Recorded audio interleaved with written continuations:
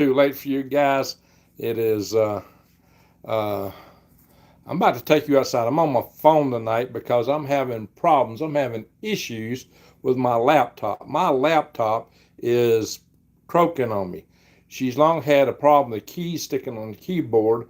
Well, that problem has graduated to a arcing and sparking. It gets the thing hot as a firecracker, and applications just start shutting down. It consumes the power real fast, and it's probably a fire hazard. It probably puts a risk to the thermal runaway of the lithium-ion battery pack inside. So I'm getting really concerned about using it. Uh, we got somebody in the house tonight. I can't even tell. It looks like nobody's in the house yet. So I'm gonna go outside a little bit and let you guys see the snow. Let you guys see what's going on here in northern Arizona.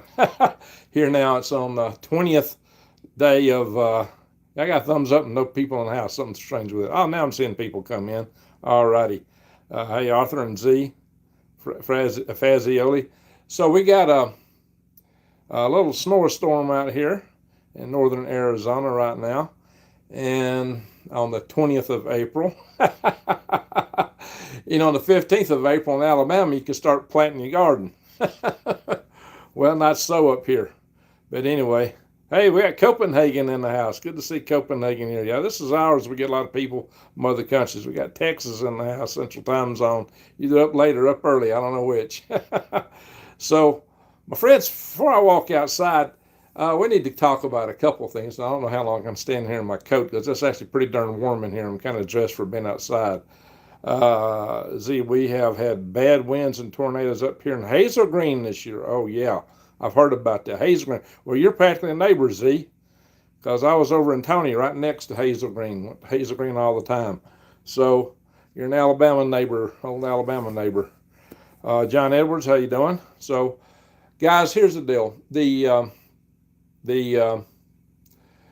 There's a group that was meeting up in Dearborn, Michigan. A Muslim group that one of the guys was actively calling for members of their organization to tear America down. I've been telling you guys about sleeper cells. Pensacola, Florida. Hey, you all right, Mindy? Or Minda, however you say it. Arthur, how you doing? So, right near you, huh?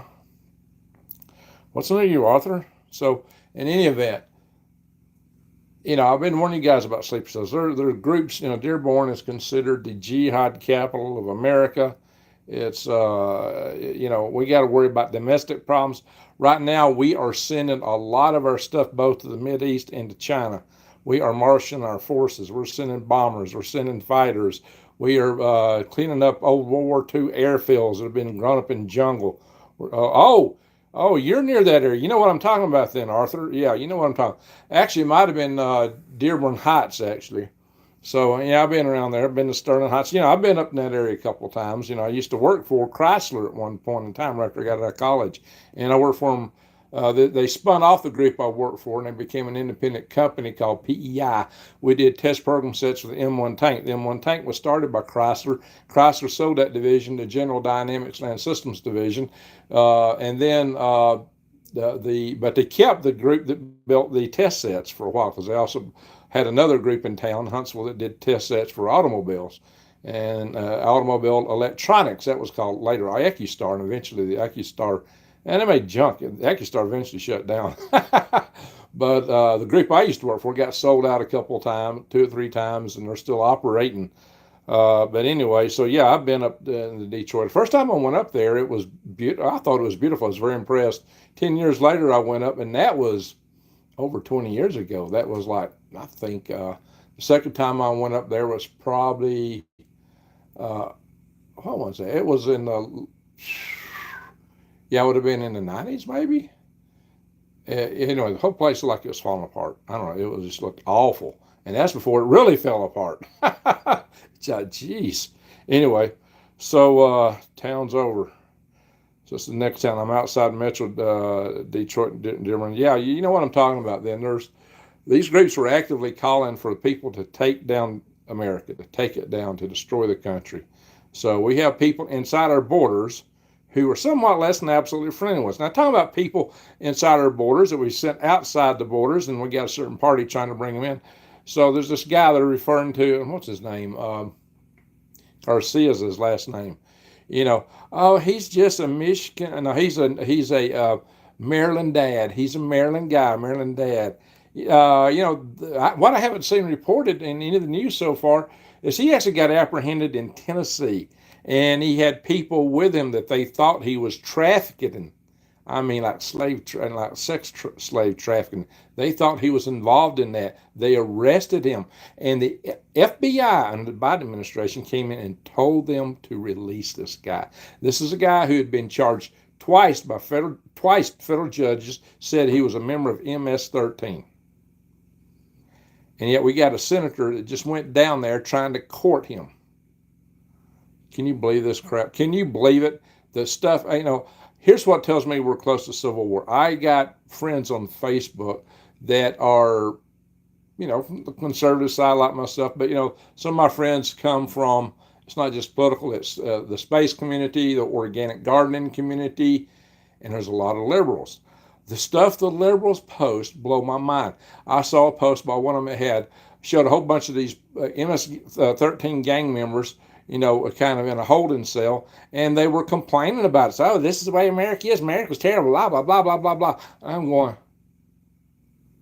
you got to be kidding me. And then you get all these people that believe that, chiming in with them. And I see posts from a couple of other liberal groups where that's the predominant theme of the post. I'm going, this country's headed to civil war. I mean, this is unbelievable that people would defend rapists, gang members. People have been bringing fentanyl in here, stuff that's been killing Americans by the droves. But I heard somebody say this. I heard them say, I'm planning to do a video on my Silverhead News on this topic, but I heard somebody come in and say, basically say that these guys are so enamored by the idea of taking the United States down so we can set up the globalist system on the House of Klaus that they consider the loss of American lives collateral damage. Like it's okay. Yeah. What's the guy's name? It was on the article. I don't have the article up because I don't have my computer on. I can't remember that guy's name. It was one of the members of this group that had a meeting.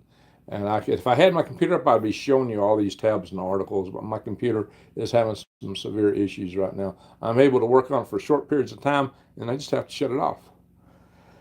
So that's where we're at right now. It's awful. The people's heads are now defending legitimately scumbags. Oh, they're worse than scumbags. So what kind of person does it take to defend that kind of person? What do you think? I'm just shocked. I'm aghast at what I'm seeing and what I'm hearing. And I'm hearing in droves. Anything the liberal media totes out and defends, they're suddenly all over it like chickens on June bugs.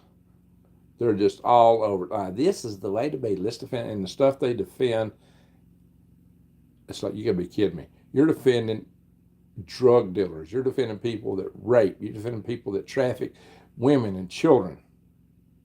And you're defending these people. You not only let them cross the borders, but now you're defending them and trying to keep us from getting them out of the country. They broke the law coming here in the first place. This just blows my mind, guys. I don't know what to think about it. It just blows my mind. So I don't know where we're going as a country. It scares. I'm really worried about a civil war right now because of stuff like that. And then we're worried about, we're on the verge of war with Iran potentially if this peace doesn't go through. Look, the Iranians have enriched uranium 60%. Really, you don't need uranium beyond 20% for nuclear reactors and peaceful purposes, even research purposes, outside of trying to build a weapon. And really and truly, it's more like 3.67% or something like that. That's all they really need for a peaceful nuclear reactor. They're way beyond that. And they're saying, no, we're not going to take down any centrifuges. We're not going to stop enriching.